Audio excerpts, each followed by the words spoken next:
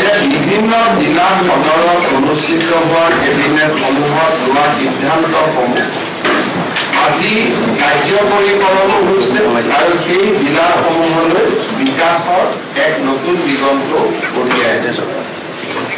আমাৰ আজিৰ কেবিনেট মৰিগাঁও জিলাত অনুষ্ঠিত হয়। অহা কেবিনেটখন আমাৰ নগাঁও জিলাত অনুষ্ঠিত হ'ব। মাৰ্চ মাহ বা এপ্ৰিল মাহত আমি যেতিয়াই সুবিধা পাওঁ নগাঁৱত আমাৰ কেবিনেট বৈঠক আমি অনুষ্ঠিত কৰিম। মৰিগাঁও জিলালৈ যোৱাৰ আগতে আমি ৰাজ্যিক পৰ্যায়ত লোৱা কেইবাটাও গুৰুত্বপূৰ্ণ সিদ্ধান্তৰ বিষয়ে আপোনালোকক জনাব। আজি আমাৰ কেবিনেটে মুখ্যমন্ত্ৰী মহিলা উদ্যমিতা আঁচনি, যিখন আঁচনিৰ জৰিয়তে অসমৰ আত্মসহায়ক গোটৰ মহিলা সদস্যসমূহক প্ৰথম পৰ্যায়ত 10,000, দ্বিতীয় পৰ্যায়ত বেংক আৰু ৰাজ সাহায্যৰে 25,000 আৰু তৃতীয় পৰ্যায়ত 50,000 টকা পৰ্যন্ত বেংকৰ জৰিয়তে দিয়াৰ ব্যৱস্থা থাকিব। সেই আঁচনিখন ৰূপায়ণ কৰিবৰ বাবে আজি আমাৰ কেবিনেটে 2,000 কোটি টকাৰ অনুমোদন জনায়। এই আঁচনিখনৰ বিষয়ে প্ৰতিদিন মই অকণমান পিছত আপোনালোকৰ সৈতে আলোচনা কৰিম। আজি আমাৰ কেবিনেটে মুখ্যমন্ত্ৰীৰ আত্মনিৰ্ভৰ অসম অভিযান আঁচনিৰ অধীনত আৰু ৭৫,000 নিবনুৱা যুৱতীক ঋণ আৰু ৰাজ সাহায্য প্ৰদান কৰাৰ যিখন আঁচনি আমাৰ চলি আছে, সেই আঁচনিখনৰ বাবেও অতিৰিক্ত পুঁজি মঞ্জুৰি। আজি আমাৰ কেবিনেটে বড়োলেণ্ড টেৰিটৰিয়েল কাউন্সিললৈ তেওঁলোকৰ বাৰ্ষিক বাজেটৰ অন্তিমটো কিস্তি 401 কোটি টকাৰ অনুমোদন জনায়। আজি আমাৰ কেবিনেটত অংগনবাদী চেণ্টাৰসমূহৰ বাবে এখন নতুন মেনেজিং কমিটি গঠন কৰাৰো সিদ্ধান্ত লয়। আজি আমাৰ কেবিনেটত অসম যিটো আমাৰ বিদ্যুৎ বিতৰণ নিগম আছে, যাক আমি APDCL বুলি কওঁ, তাৰ অথৰাইজ শ্বেয়াৰ কেপিটেল 6,000 কোটি টকালৈ বৃদ্ধি কৰাৰ বাবে সিদ্ধান্ত। আজি আমাৰ কেবিনেটে উমৰাংচুত সংঘটিত যিটো মাইন দুৰ্ঘটনা, সেই দুৰ্ঘটনাৰ সম্পৰ্কত সবিশেষ কথা পাতে আৰু যিসকল অফিচাৰ ফিল্ডত আছিলে তেওঁলোকৰ পৰা এটা সুদীৰ্ঘ প্ৰেজেণ্টেশ্যন লয় বৰ্তমান পৰিৱেশৰ ওপৰত। এই যিটো মাইন য'ত দুৰ্ঘটনা হৈছে তাত 14 কোটি লিটাৰ পানী আছিলে বুলি প্ৰাৰম্ভিক পৰ্যায়ত উদ্ধাৰকাৰী অভিযান বিশেষকৈ geological survey of India, coal India, oil India, NDRF, army আৰু নেভিয়ে ধাৰণা কৰিছে। এই 14 কোটি পানীত ইতিমধ্যে আমি 4 কোটি পানী মাইন্সটোৰ পৰা ডিৱাটাৰিং অৰ্থাৎ পানী আমি উলিয়াবলৈ সক্ষম হৈছোঁ।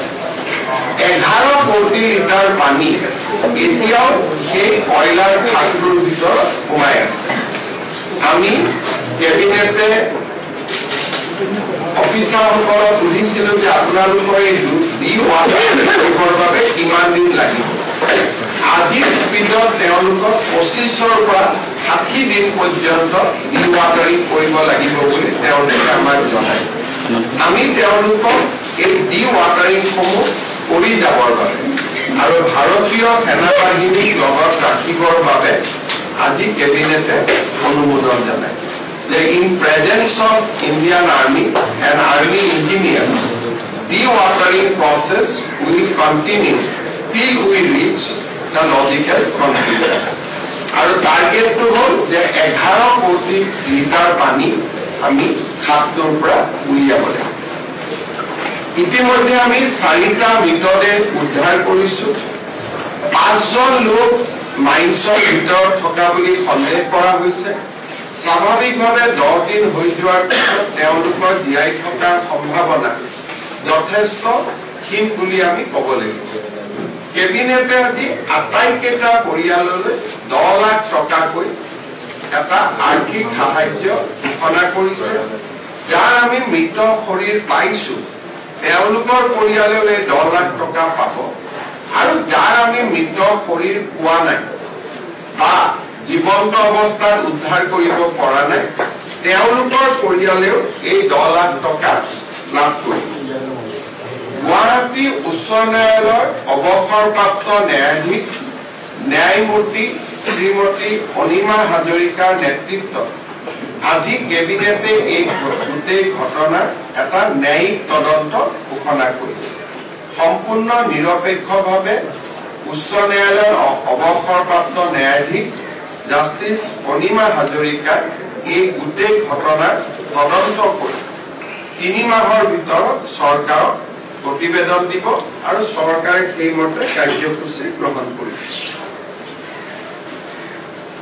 কেবিনেটে ৰাজ্যৰ আৰক্ষী সঞ্চালক প্ৰধানক এই গোটেই ঘটনাৰ ফৌজদাৰী অনুসন্ধান কৰিবৰ বাবে ক্ৰিমিনেল ইনকুৱাৰী কৰিবৰ কাৰণে এটা SIT গঠন কৰিবৰ বাবে নিৰ্দেশ দিছে আৰু এই SIT-টোৰ কাম-কাজ জাষ্টিস অনিমা হাজৰিকা কমিটিয়ে মনিটৰ কৰে সাধাৰণতে আমি যেতিয়া এটা SIT কৰো এই SIT-টোৰ কাম-কাজ DGP-য়ে মনিটৰ কৰে কিন্তু এইবাৰ এই SIT-টোৰ কাম-কাজৰ মনিটৰিং কৰাৰ ক্ষমতা আমি যেটো ন্যায়িক আয়োগ ঘোষণা কৰিছো সেই ন্যায়িক আয়োগৰ হাতত অৰ্পণ কৰিছো আৰু এই ঘটনাৰ লগত জড়িত আটাইকে শাস্তি প্ৰদানৰ বাবে এই SIT-য়ে ব্যৱস্থা হাতত ল'ব আজি আমাৰ কেবিনেটত এইটো কথাও প্ৰতিবেদনত দিয়া হৈছে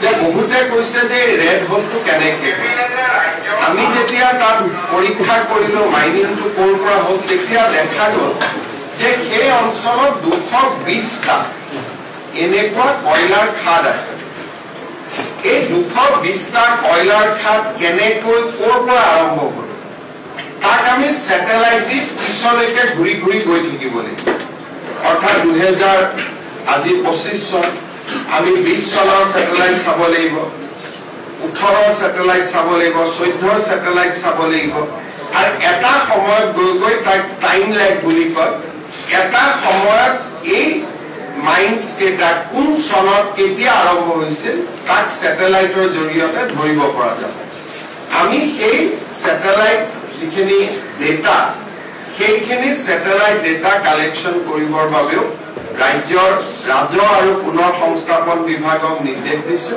যাতে তেওঁলোকে বহুত সময় এনেকুৱা স্যাটেলাইট পিকচাৰ অসমৰ এজেন্সিৰ লগত নাথাকিব হয়তো ইছৰোৰ পৰা ল'ব লাগিব আৰু বহু সময়ত বিদেশী স্যাটেলাইটৰ পৰা এই জায়গাটোৰ ফটোবিলাক আমি টাইম লেগত গৈ ল'ব লাগিব অৰ্থাৎ পিছলৈ ঘূৰি গৈ আমি ল'ব লাগিব গতিকে এই 220টা মাইন্সৰ উৎপত্তিৰ বিষয়ে অধিক তথ্য জানিবৰ বাবে স্যাটেলাইটৰ সহায় ল'বৰ বাবে আমি ৰাজ্যৰ ৰেভিনিউ ডিপাৰ্টমেণ্টক দায়িত্ব দিছো দ্বিতীয়তে central mine planning and design institute তেওঁলোকৰ সহযোগত এই মাইনখিনি আমি কেনেকৈ পুতি পেলাব পাৰোঁ 220টা গাঁত আছে তাক পুতি পেলোৱাটো ইমান সহজসাধ্য নহয় আৰু এতিয়া আমি জানিব পৰা মতে মাজে মাজে জীৱ জন্তু খাদৰ তলত পৰি মৃত্যু হৈ থাকিছে সেইভাৱে এই খাদখিনি আমি কেনেকৈ ফিল আপ কৰি দিব পাৰোঁ তাৰ বাবেও আমি সেন্ট্ৰেল মাইন প্লেনিং আৰু ডিজাইন ইনষ্টিটিউট লিমিটেডৰ সহায় ল'বৰ বাবে আমি আমাৰ বিভাগক নিৰ্দেশ দিছো উমৰাংস্বৰূপত আজি কেবিনেটে এই গুৰুত্বপূৰ্ণ সিদ্ধান্তকেইটা গ্ৰহণ কৰে এতিয়া মই আপোনালোকক মহিলা উদ্যমিতা আঁচনিখনৰ বিষয়ে কেইটামান কথা ক'ব খুজিছো আমাৰ ৰাজ্যৰ আত্মসহায়ক গোটৰ সদস্যসকলক আমি 4 লানি সাৰ্ভে কৰাৰ পিছত কাৰোবাৰ 3টা সন্তানত আছে নে তাতকৈ বেছি আছে বিভিন্ন সাৰ্ভে কৰাৰ পিছত আমি 31 লাখ মহিলা প্ৰথম পৰ্যায়ত এই আঁচনিখনৰ বাবে উপযুক্ত বুলি আমি ইনফৰমেশন বা আমি তথ্য কালেক্ট কৰিছো কিন্তু অসম চৰকাৰে ২৭ লাখ মহিলা এই আঁচনিখনৰ সুবিধা দিব আমাৰ বাজেট অনুসৰি। কাৰণ আমি যদিও ৩০ লাখ মহিলাই পাছ কৰিছে, আমি ২৭ লাখ মহিলাকহে এই আঁচনিৰ সুবিধা দিব পাৰিম। সেইবাবে অহা কেইটামান দিনত ব্লক পৰ্যায়ত এই আঁচনিৰ চূড়ান্ত হিতাধিকাৰী নিৰ্বাচনৰ কাম আৰম্ভ হ'ব। কেবিনেটে সিদ্ধান্ত গ্ৰহণ কৰিছে যে যিসকল মন্ত্ৰী, বিধায়ক, প্ৰাক্তন বিধায়কৰ পৰিয়াল তেওঁলোকে এই আঁচনিখনৰ সুবিধা নাপাব। দ্বিতীয়তে যিসকল ৰাজকৰ্তৃত্ব বিষয়া, gazetted class 1 and class 2 officer, তেওঁলোকৰ পৰিয়ালেও এই আঁচনিৰ সুবিধা নাপাব। যিসকলৰ আমাৰ মদৰ দোকানৰ লাইসেন্স আছে, যিসকলৰ ঘৰত ব্যৱসায়িক ভিত্তিত ট্ৰাক্স আছে, জেচিবি আছে, বা যিসকলে আয়কৰ পৰিশোধ কৰে, তেনেকুৱা লোকেও বা তেনেকুৱা আই মাতৃয়েও এই আঁচনিখনৰ সুবিধা নাপাব। আৰু যিসকল আই মাতৃ মহালাখপতি হৈছে তেওঁলোকক আমি এখন সুকীয়াকৈ আঁচনি দিম। যিহেতু অলৰেডি তেওঁলোকে বেংকৰ পৰা লাখ টকা লোনেই ল'লে, গতিকে 10,000 টকা লোৱাত ইয়াৰ প্ৰয়োজন নাই।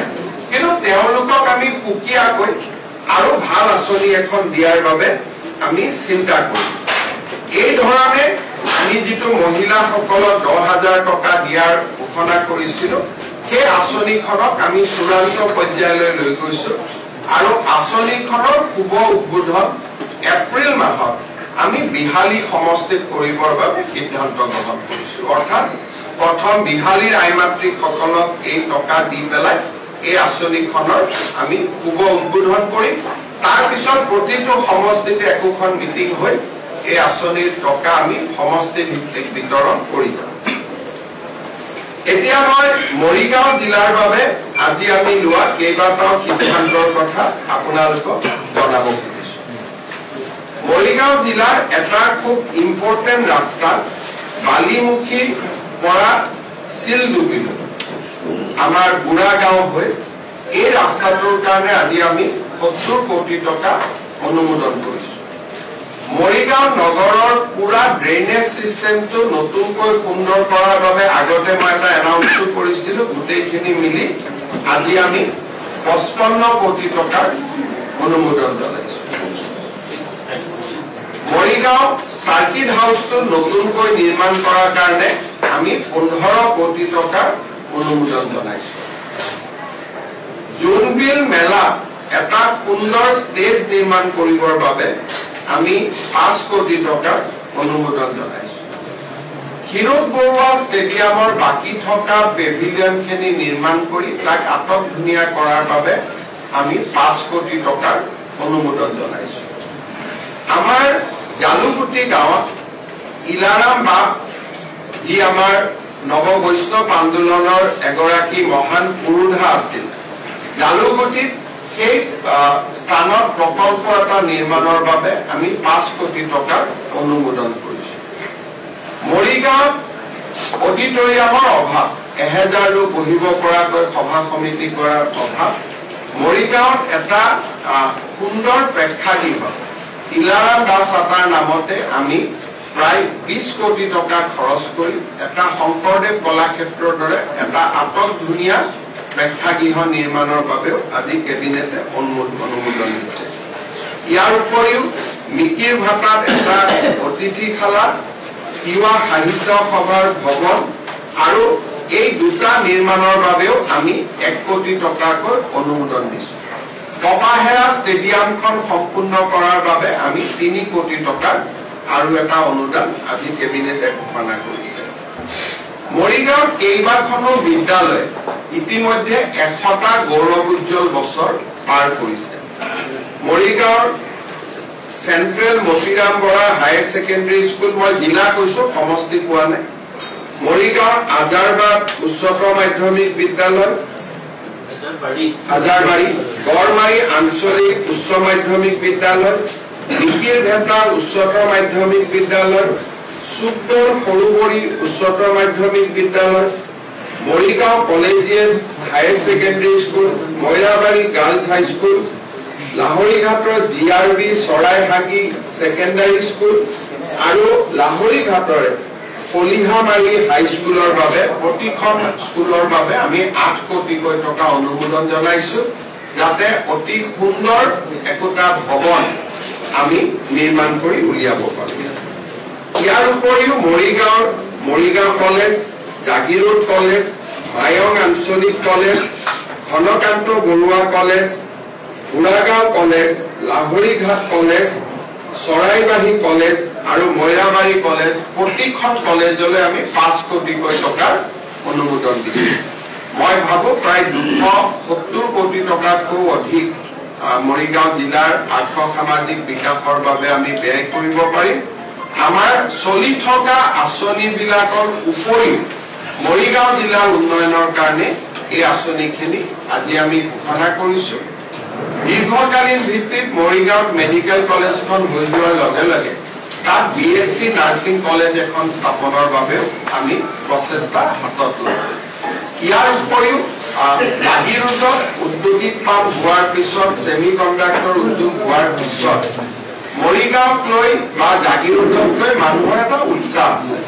গতিকে আমি মৰিগাঁও জিলাৰ উপায়ুক্তক অনুৰোধ কৰিছো যদি ৰাইজৰ আপত্তি নাথাকে, মই আকৌ বাৰে বাৰে কৈছো ৰাইজৰ আপত্তি থাকিব নালাগে, ৰাইজৰ যদি আপত্তি নাথাকে মৰিগাঁৱত 1000 বিঘা মাটিৰে আৰু এটা ঔদ্যোগিক পাম আমি নিৰ্মাণ কৰিবলৈ আগ্ৰহী।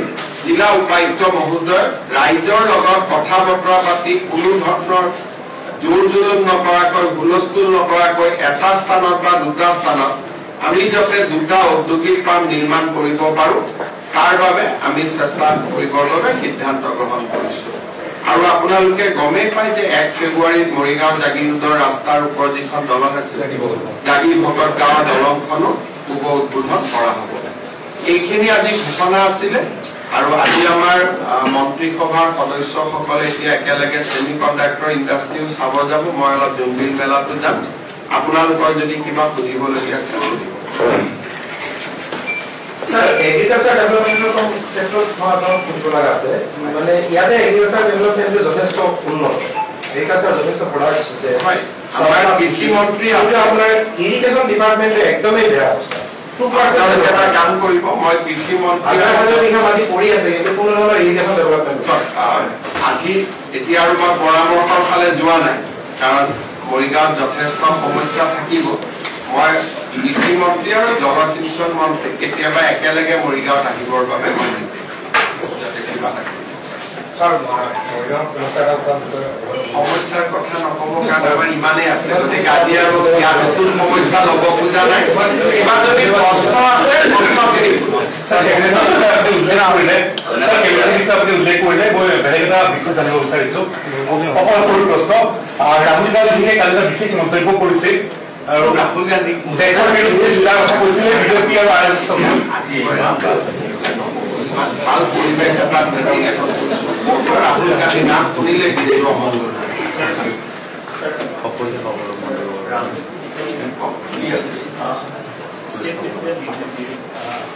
সন্ধিয়া 7টা বজাত ষ্টেট প্ৰেচিডেণ্ট নিৰ্বাচিত হ'ব।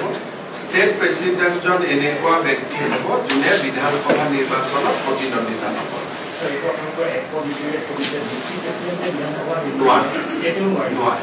পঞ্চায়ত নিৰ্বাচন সম্পৰ্কে কওক। পঞ্চায়ত ইলেকশ্যন হায়াৰ ছেকেণ্ডাৰী পৰীক্ষা আজি শেষ, অহাকালি পঞ্চায়ত নটিফিকেশ্যন দি হায়াৰ ছেকেণ্ডাৰী পৰীক্ষা শেষ হোৱাৰ পিছদিনাখনে নটিফিকেশ্যন।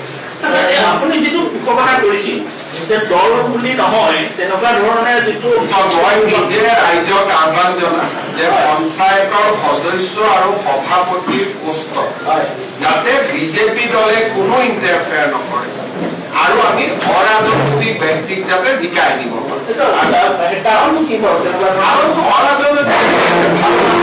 কোনোবা ৰিটায়াৰ্ড শিক্ষক আহিব, ৰিটায়াৰ্ড প্ৰফেচাৰ আহিব, চেল্ফ হেল্প গ্ৰুপৰ মহিলা আহিব। আমি যদি আমিয়ে চিলেক্ট কৰি দিওঁ তেতিয়া ৰাইজে চিলেক্ট কৰিবলৈ একো নাথাকিব। এইটো গান্ধীজীয়ে কৈছিল যে তৃণমূলক ৰাজনীতি হ'ব লাগে।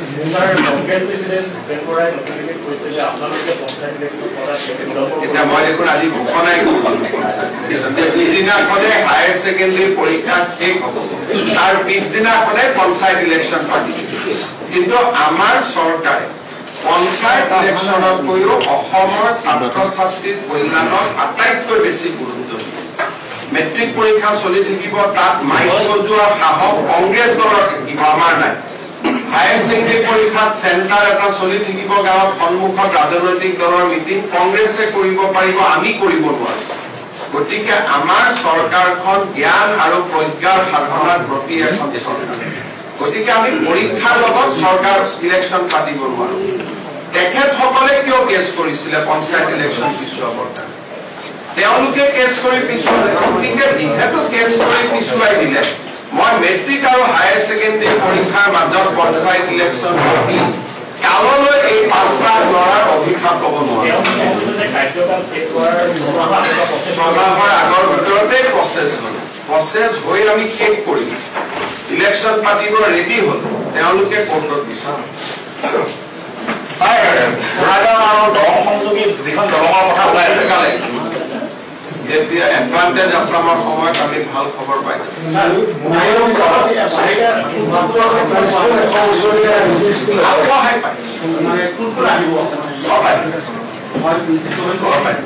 অসমত আন্দোলন নহলে মানুহ আনি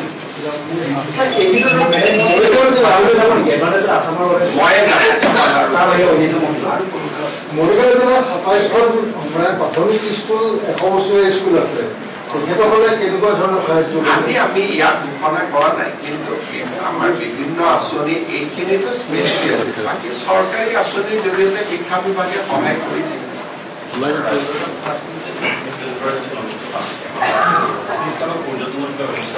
কৰিব পাৰে পৰ্যটনৰ ব্যৱস্থা কিন্তু জন্ম স্থানত কি কৰিব পাৰে কিন্তু বিজুজনীকাৰ গাঁৱে তেওঁ ৰাইজৰ লগত আলাপ আলোচনা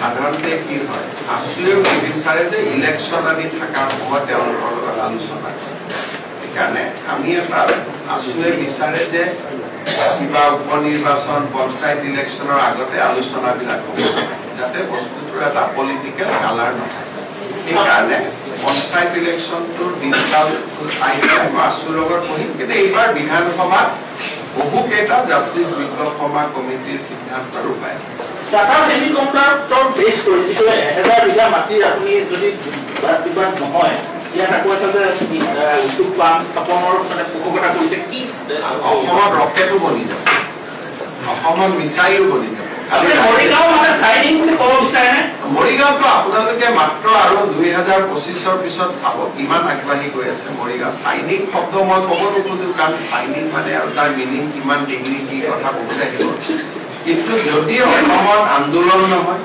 ধৰ্ণা ধৰ্মঘট বন্ধ আৰু অলপ লেফটিষ্ট টেণ্ডেঞ্চিটো যদি কমি যায় তেতিয়াহ'লে অসমৰ উন্নতি সুন্দৰ কৰি আজি আমি ২৭০ কোটিতে মানে সীমাটো শেষ কৰি দিলো আৰু এতিয়া দেখোন আপুনি মই ক'লো দুটা যদি ইণ্ডাষ্ট্ৰিয়েল ষ্টেট আপোনালোকে কৰিব মাটি দিয়ে তাতেইতো ৬০০ কোটি টকা গতিকে কোনো অসুবিধা নাই আজি মৰিগাঁৱত ধৰক এতিয়া আমি কৰো কেইদিনমান আগতে জাগিৰোডত পানী যোগান প্ৰকল্প হ'ল কেইদিনমান আগতে জাগিৰোডত চেণ্ট্ৰেল স্কুলখন ভাৰত চৰকাৰে আকৌ এপ্ৰুভ কৰি দিলে এইবিলাক চলি থকা কথাবিলাক মই কোৱাই নাই এইখিনি আজি নতুনকৈ মৰিগাঁও ৰাইজৰ বাবে দিয়া হ'ল আৰু আহি থাকিলে আৰু কিবা কিবি থাকিম মাতি থাকিব বহুত বহুত